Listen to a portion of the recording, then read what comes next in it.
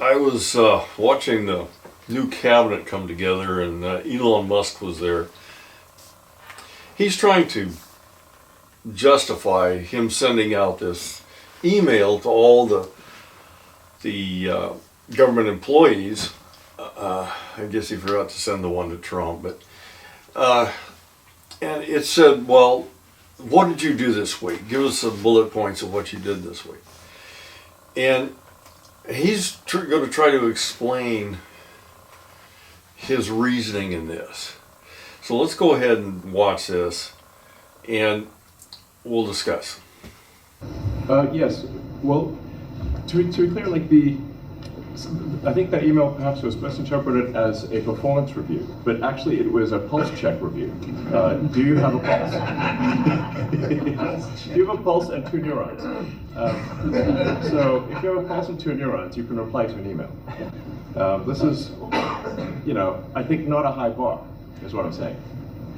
This is should be anyone could accomplish this. But what we are trying to get to the bottom of is we think there are a number of people on the government payroll who are dead, which is probably why they can't respond, and some people who are not real people, like they're literally fictional individuals that are collecting paychecks. Well, somebody's collecting paychecks on a fictional individual, so we're just literally trying to figure out, are these people real? Are they alive? And can they write an email? Which I think is a reasonable expectation for the American public would have at least that expectation of someone in the public sector. Elon Musk is there, and he's making some sort of presentation there.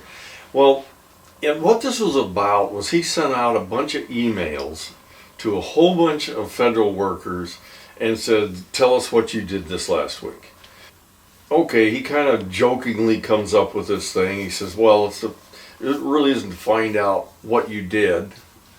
It's to find out if you were there. If there's anybody there. And okay, if you're alive or something like that." And the assumption is it's going to dead people and somebody else is cashing the check or something. I don't know what all that really thought about, what he was really thinking about there. But I know, if I was a bad guy and I was trying to get away with, cashing somebody else's check, wouldn't I answer it? I'd answer it right off the bat. And I'd make up some crap that I did. And so what are you going to find out? Nothing. I'm not going to find out anything from that. Then Trump comes on, and, well, let's take a look at this clip.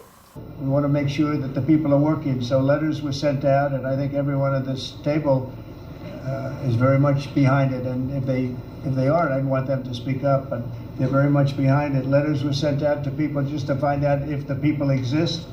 Do they work? Who do they work for? Where are they? Where have they been working? Have they been working for other companies or other entities at all? Or being paid by the government, so they have two jobs, but they're supposed to have one. And the letter asks some simple questions like, what have you done lately?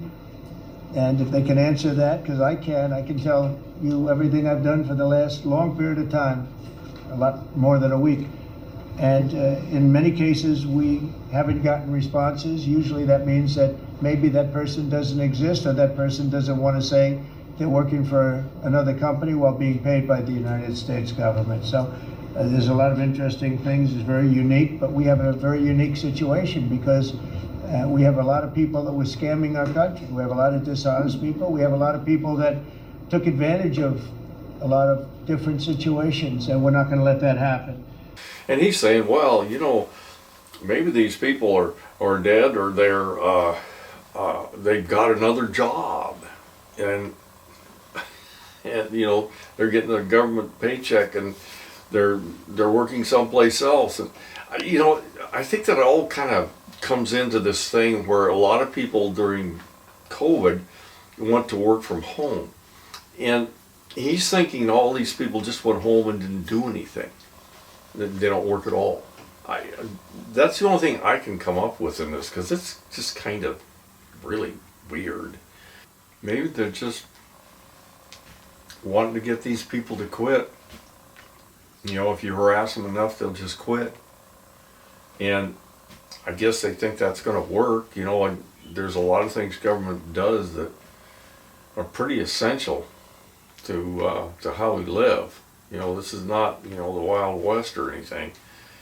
We depend on the government for a lot of things, and this is going to really do a lot of disruption.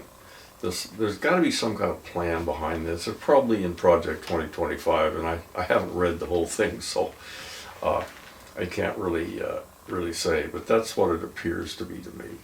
That's it on this one.